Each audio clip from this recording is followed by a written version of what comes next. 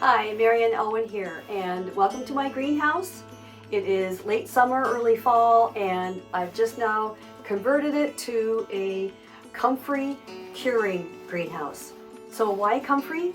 Well, Comfrey is one of the best fertilizers you can grow. My friend in the UK, who's an avid gardener, says, Marion, no gardener worth their salt would do without having their own clump of Comfrey growing. So today I want to talk about the values of Comfrey, not so much how to grow it, but I want to show you what to do with it as you grow it. There are many ways to use Comfrey in the garden, and it's such a fabulous herb or plant to grow because Comfrey has the ability to send its roots down at least 3 to 6 feet into the earth.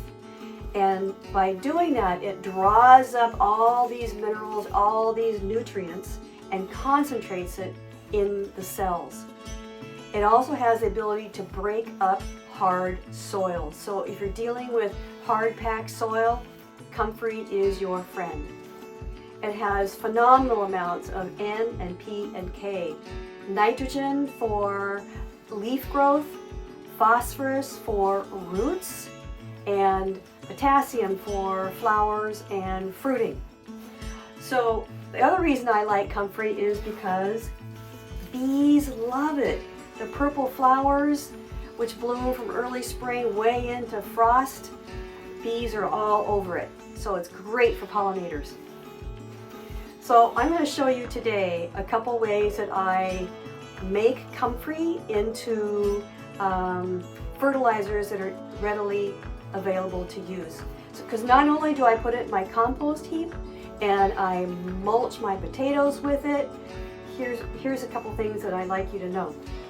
So one is I will dry it like you see here, and then I'll take the Comfrey and actually, so you can see the little bag here, right? Looks kind of illegal, doesn't it? What I like to do is dry it really well, and then I just put it in the Cuisinart, or I just pulverize it into a powder.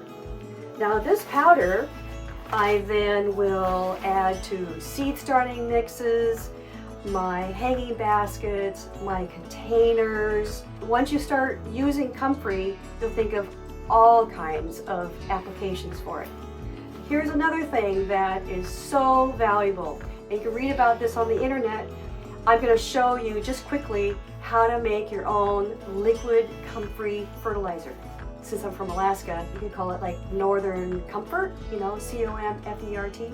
Anyway, so what I do is I take fresh Comfrey leaves and stems and so on, and I just chop it up and I'll mash it into a bucket like this. And all you have to do is, you don't have to chop it up very fine, it's okay. Leaves, stems, whatever it takes. And then I top it off with water, and after about 4 to 6 weeks, depending on your temperature, and I mash it occasionally, what you get is this very dark liquid. It looks like this, right? Isn't that yummy for a plant? This dark liquid, depending on how much water you add to it, it can be kind of pretty thick, not quite like molasses, but and you can dilute it and water your containers and your tomatoes, hanging baskets, very diluted for your seedlings, and it's just amazing the results you get. So I just wanted to share that with you. And just one more thing, not all Comfrey is created equal. There's a lot, like dozens and dozens of varieties of Comfrey.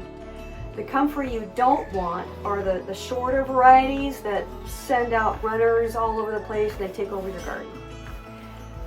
The one Comfrey that you do want is something out of the Bocking series. That's like Bocking 14. That's B-O-C-K-I-N-G 14. And this is out of the UK. This is out of England, developed in the 50s and 60s, I believe. But it's non-invasive, it doesn't reseed, and it stays in very polite clumps. It's such an amazing plant. to even watch grow because it can get 4 to 6 feet tall. And I harvest it frequently during the growing season and use it in many ways, like I explained. And then when it comes to late fall and there's freezes, I just go ahead and chop it all down, and I just put them on drying racks. In this case, I just have some bamboo poles here. I just lay it over, and I keep the fan running, and then I've got wonderful homemade fertilizer with the Comfrey. So have a great day. I hope this was helpful. I'll see you in the next video. Cheers.